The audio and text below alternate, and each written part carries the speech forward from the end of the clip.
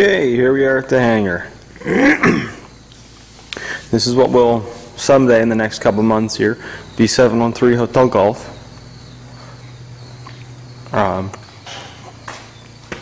Where to start? When I widen the fuselage here,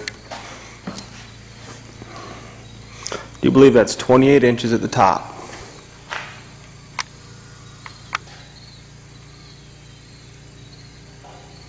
See how I put these diagonals.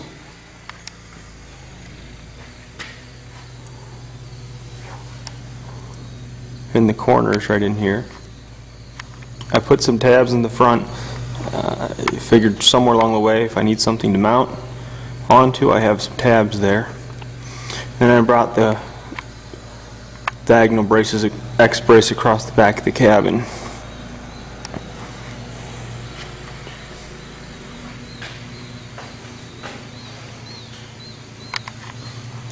Finishing out this area from that corner there to the back of the wing. I'm not sure how to do that yet. I'll figure it out though. Got a few ideas. On the Avid Flyers, this is kind of exposed right in this area anyhow, and they just bring a flat piece of aluminum in. And I might do that instead of boxing it in, just bring it flat across the top and then bend myself a little rounded piece of aluminum right up in across here.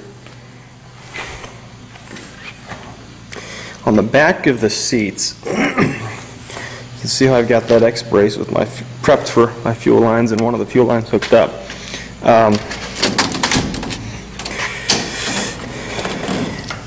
So it comes down on the angle, and I put a couple of bends on it. Right there, and another one right there.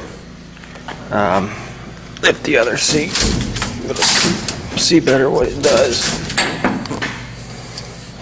And that gives a little bit of room in the back so that your back's not hitting this angle bar. It's really strong too. I'm just pretty happy with it.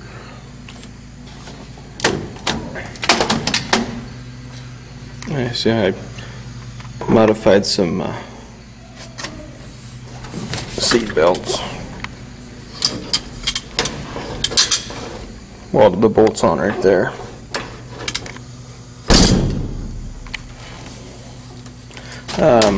Let's see. What else? Regarding the cabin, I made a little trim wheel. Cast it out of epoxy. Show you that here.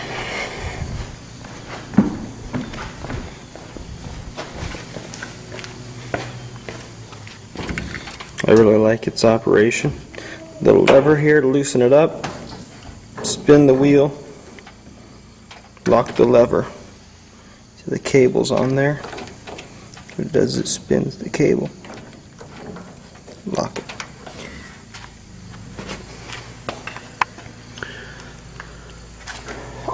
Sides. I modified the sides and the cowling. I bought the nose cone, the nose cowl. It's from Aircraft Spruce, right around $100, a little over it. I think it's the M1C1A. It's got a little notch for a starter there, but it also had this cast. All I had to do was cut out here for my air filter, which is just a real small automotive filter I picked up at AutoZone. It's about not quite half the filter, so one filter will give me two for my plane, since it's only half the filter or less. Works real nice. Put a little box in there. Works real sharp. But I took the nose cone and used that as my shape for my firewall. So basically I just traced the nose cone on a piece of steel and made that the firewall. Catches here, cased aluminum. There's already plenty of things I wish I'd have done different, but they're not bad enough that I'm going to go redoing it at this point. You know, wrapping this here around at 90 degrees, that it works. My cooling fins.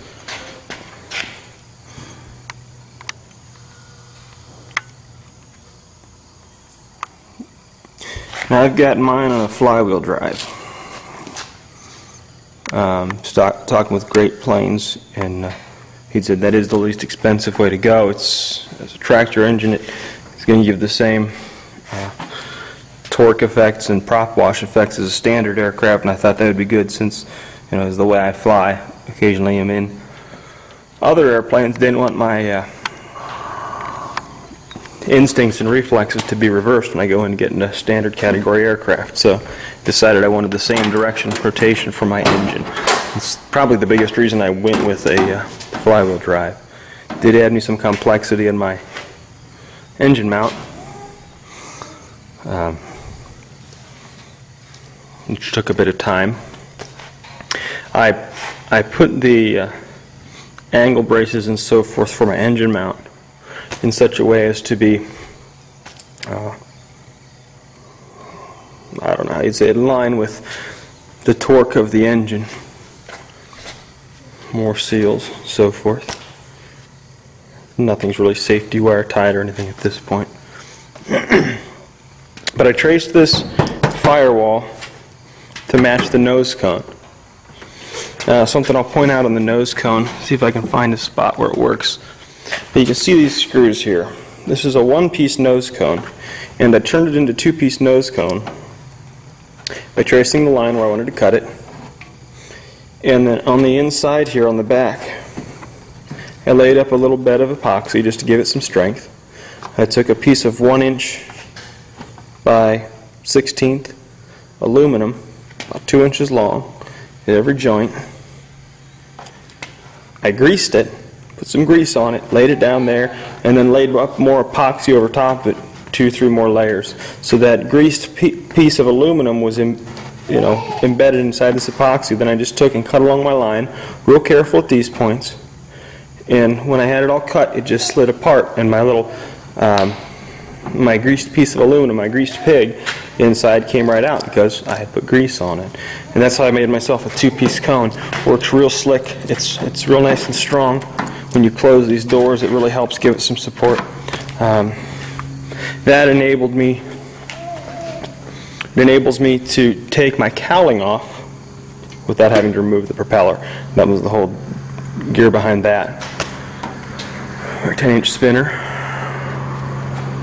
So that's how I addressed that. You can see my X brace. That obstructed the vision about the least.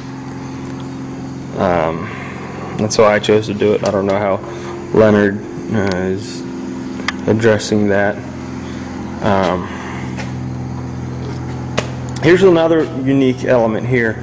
You got a radius here in the front with your on your firewall, and then you've got a flat surface here along the door. And in dealing with sheet metal, if one side's flat and the other side is curved, that excess material needs to go somewhere. And I don't have my, I don't see it here in this hanger. Basically what I did to put these creases in, since I didn't have an English wheel, is I took a piece of countertop material, press board, and I cut a little notch in it with my saw blade, and I laid in there I'm not sure, I think a 1/16 inch rod. So I laid a 1/16 inch rod into a piece of press board, and then I got a cable pulley, an 1/8 or 3/16 cable pulley, TSC, slid it onto a rod of steel for about $12. I had a ribbing setup, and so then I would take that and run that, lay out my aluminum on that steel rod that was epoxied into that piece of wood, and then I'd run that 3/16 cable wheel over top of it, cable pulley wheel, and it put a groove in there, and it took up the material, and you can see it does a really nice job for bringing it together. A lot of glare here with this aluminum. A lot of work right here for those Carlson strut support brackets. I decided to go with what they had. It was easy. I figured to slip in there, well, Turns out it's a lot of work to slip that little square support in from the end of the spar and get it down into there and get it lined up right. But I got her, so we'll call it good. I need my cross braces yet. A lot of it's just temporary, as you can see.